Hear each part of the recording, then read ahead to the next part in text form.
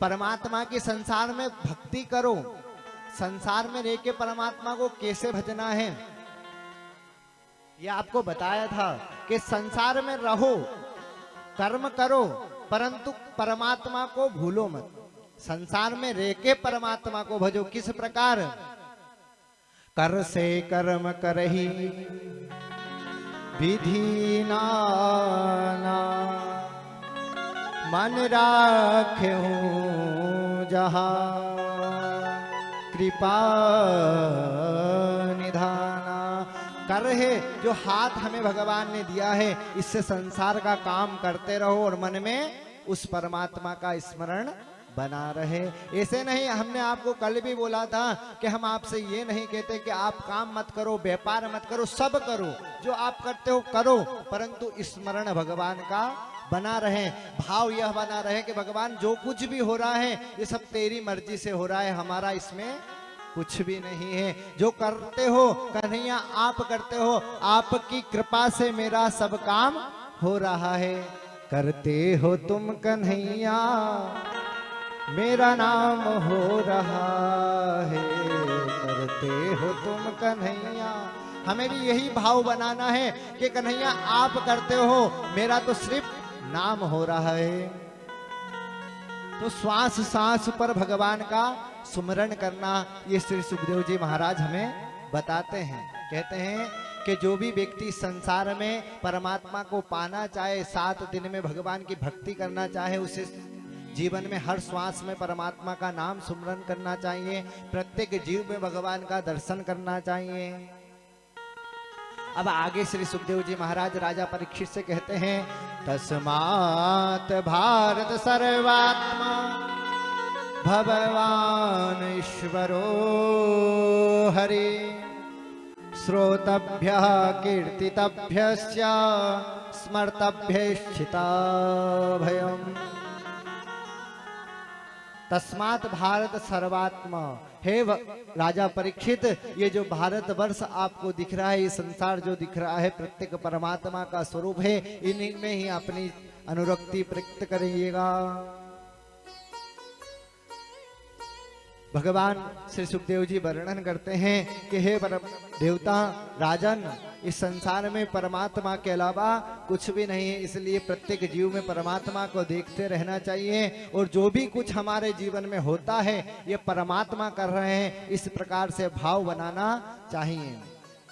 जीवन में अगर घर में छोटी सी भी सामग्री आती है तो उसे ऐसा मानना चाहिए कि मेरे ठाकुर जी के लिए लेकर आए हैं। अगर आपने नई कार खरीदी तो मन में भाव होना चाहिए कि ये मेरे कान्हा के लिए है। नया मकान खरीदा तो ऐसा भाव होना चाहिए कि ये कान्हा के लिए है। हम क्या करते, अपना मान बैठे और अपना इस संसार में कुछ भी नहीं है, एक सिर्फ जो है सिर्फ परमात्मा का है। यहाँ पर श्री सुखदेव जी कहते हैं कि प्रत्येक जीव के मन में बड़ा संदेह होता है कि भगवान बहुत सारे हैं, हम किसको भजें। आपके मन में भी कभी कभी शंका होती होगी ना कि भगवान भोलेनाथ जी है, माता जी है, पार्वती जी है, शंकर भगवान है, हम किसको भजें। तो आज आपको हम बताते हैं कि प्रत्येक देवताओं की अलग अलग फलश्रुति यहाँ पर सुखदेव जी वर्णन करते हैं। ध्यान से सुनिएगा। कहते हैं जिनको सुंदरता चाहिए, जिनको सुंदरता प्रिय लगती है, वो गंधर्व की उपासना करें, और जिसे विद्वान बनना है, बुद्धिमान बनना है, वो भगवान भोलेनाथ जी की उपासना करे, और जिसे अष्ट सिद्धि नव निधि के दाता बनना है तो वो हनुमान जी की उपासना करे, और जिसे अपनी शक्तियों को प्रवीण करना है, ख्याति प्राप्त करना है, वो भगवती माँ दुर्गा की उपासना करे, और जिसे कुछ नहीं चाहिए, जिसे कुछ नहीं चाहिए, वो किसकी उपासना करे, मेरे कृष्ण की करे, और जिसे बहुत कुछ चाहिए, जिसे संसार चाहिए, वो भी किसकी उपासना करे, मेरे कृष्ण की उपासना करे। अकामः सर्व कामो वा मोक्ष कामा उदारधि, त्रिवेण भक्ति योगेन अजीना पुरुषा परम, जिसको संसार आकामः सर्व कामो वा, जिसको बहुत कुछ चाहिए, सर्व कामना पूरी भी करना तो कृष्ण की उपासना करे, और जिसे कुछ नहीं चाहिए वो भी मेरे कृष्ण की उपासना करे। अब किसको क्या चाहिए संसार में? किसी को कुछ चाहिए क्या?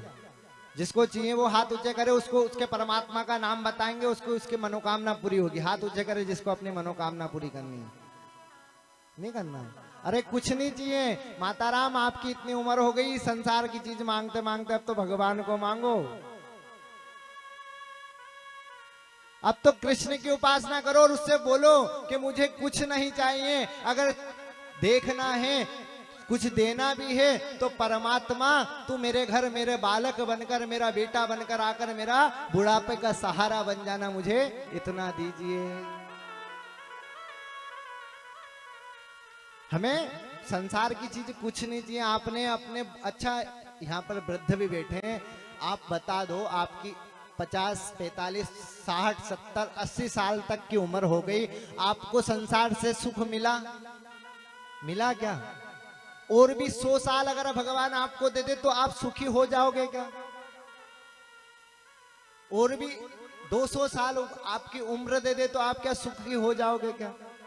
अरे जितनी उम्र दी है उसमें भगवान को भजो, क्योंकि उम्र तो टल जाएगी पर जो कर्म है ये लिखा रहा है। इसलिए कर्म प्रधान, अपने शास्त्र में रामायण जी में लिखा है, तुलसीदास जी लिखते हैं कर्म प्रधान विश्व करी राखा। ये इस संसार में कर्म को प्रधानता बताई गई है कि जो जैसा करेगा उसको वैसा भरना पड़ेगा। तो अब आप देखिएगा कि आपको आगे क्या चाहिए। तो मेरे कृष्ण की उपासना करना है तो संसार को छोड़ना पड़ेगा। संसार को छोड़कर मेरे भगवान कृष्ण की शरण में आ जाइएगा। जिसको कुछ नहीं चाहिए उसे भगवान कृष्ण की उपासना करना चाहिए। अब यहाँ पर भगवान को आज, अब आपके मन में कभी संदेह तो नहीं होगा कि हमको किसकी उपासना करना? नहीं तो पता लगता है कि संसार में, अपने सनातन धर्म में देवी देवता बहुत सारे हैं, व्यक्ति कंफ्यूज हो जाता है कि मैं किसका पूजन करूं। इसलिए सबकी अलग अलग फलश्रुति है, जिसको जो चाहिए वो उस देवता की उपासना कर सकता है। और हमें तो कुछ नहीं चाहिए तो भैया हम तो कृष्ण के उपासक है, हमने तो अपना नाम कृष्ण प्रिय ही कर लिया है। और अगर आपको कुछ चाहिए तो आप भैया करिए देवी देवता की उपासना, बहुत सारे हैं। पर मेरे कान्हा की भक्ति जैसा रंग भी किसी को दूसरे देवता में मिलेगा नहीं, क्योंकि जड़ हमारे एक वेद में एक श्लोक आता है, वो श्लोक इतना प्यारा है, आकाशात् पतितं तोयं यथा गच्छति सागर सर्वदेव नमस्कारं केशवं प्रतिगच्छति। ये श्लोक का अर्थ इतना प्यारा है, वेद में आता है ये श्लोक। जब हम पूजन कराते हैं उस समय यह श्लोक आता है। इस श्लोक का अर्थ समझिएगा, आकाशात् पतितं यो तोयम यथा गच्छति सागर। जिस प्रकार जो आकाश मेघ रहते, बादल रहते हैं, ये अपनी बूंद को जो टपकाते हैं पृथ्वी पर, और वह बूंद जाकर कहाँ मिलती है?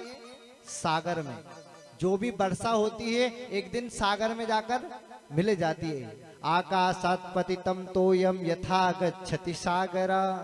जो भी जल वर्षा होती है वो एक दिन जाकर सागर में मिल जाती है। और जिस प्रकार सागर में जल जाकर मिल जाता है, किसी भी देवता को आप भजो वो जाकर कृष्ण में हो जाएगा।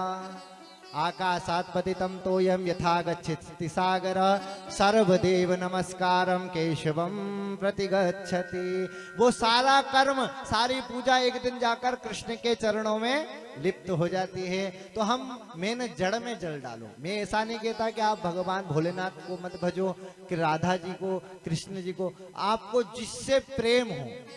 आपको पहली बार बोला था कि विश्वास सबसे बड़ा सब्जेक्ट है भक्ति का।